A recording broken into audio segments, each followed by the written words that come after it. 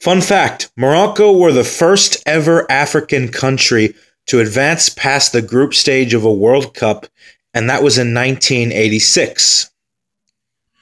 This will be Morocco's fifth ever World Cup, where they qualified previously in 1970, 1986, 1994, and 1998.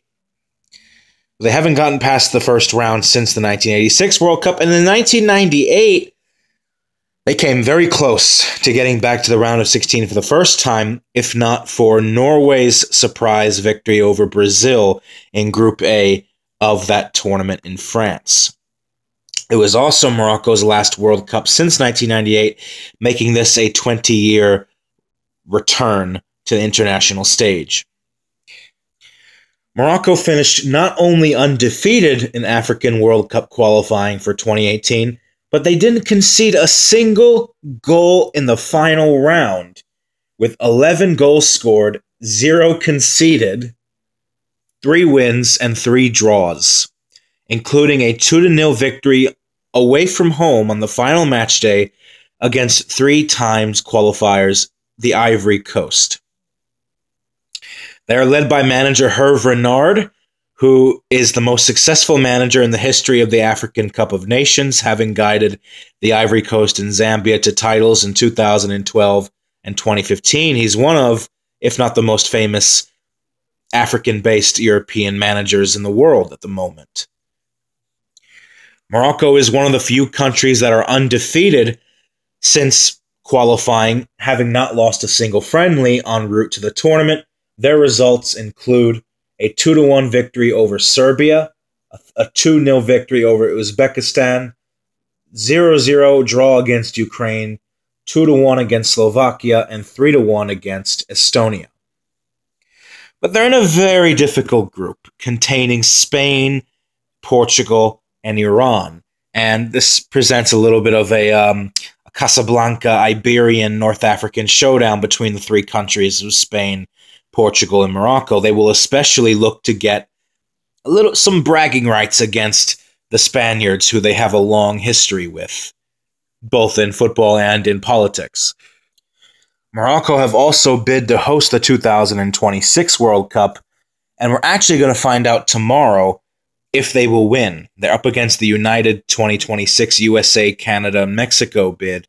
So if Morocco wins the bid for 2026, that'll give, I guess, the side an extra confidence boost heading into Russia 2018 to prove that they are a footballing powerhouse, at least from their respective region.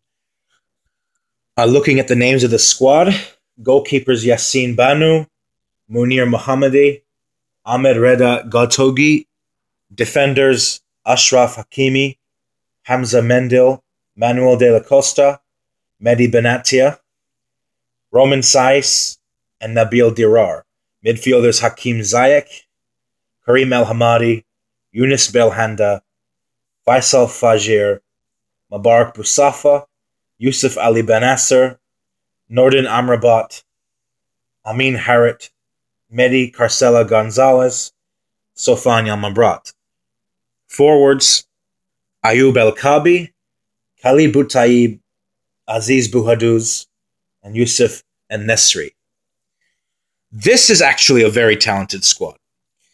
Now, the 2 names that stick out the most are, of course, Benatia, who plays for Juventus. He's going to be the captain for Morocco this summer, most likely, be their main anchor at the back. And also Amin Harit. But Morocco is not just a team that has had an impeccable defensive record in qualifying. This is a defensive team that can score goals. And the majority of their goals came from their midfield in qualifying. And you have several players on the Moroccan national team that are decent candidates to fulfill the role of potential breakout star of the tournament and perhaps get a big money deal post-World Cup to a bigger club. Now, some of these players include Hakim Ziyech. He scored 9 goals for Morocco in his career. He's 25 years old and he plays for Ajax.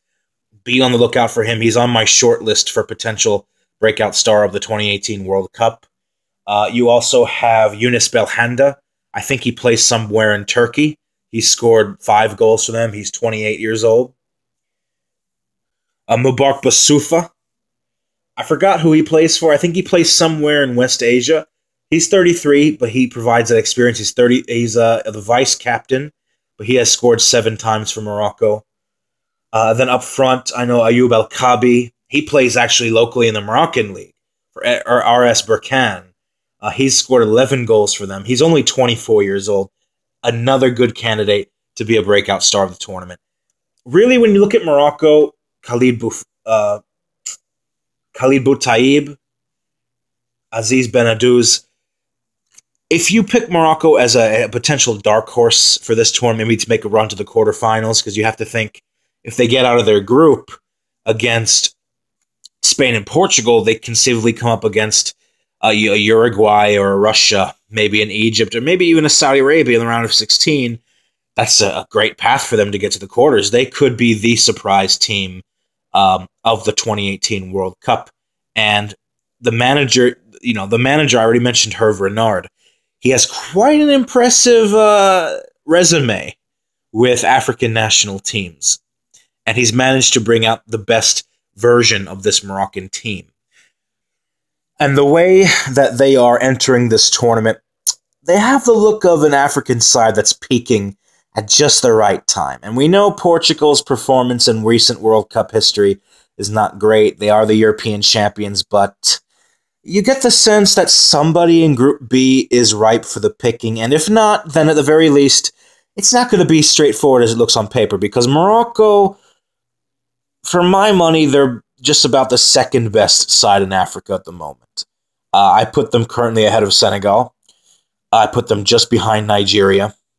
Think maybe Senegal has better individual stars than Morocco, but as a collective unit, I rate Morocco very highly.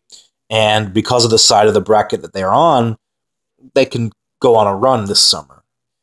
A lot of people I know are actually picking them to upset one of Spain or Portugal in the group, mostly Portugal, and get to at least the round of 16. And they seem to be a really wise pick to go with if you're looking for a potential surprise in this tournament. I don't think I would consider it a surprise personally, because if you've been paying attention to this team for the last few months, they're the real deal. They really are.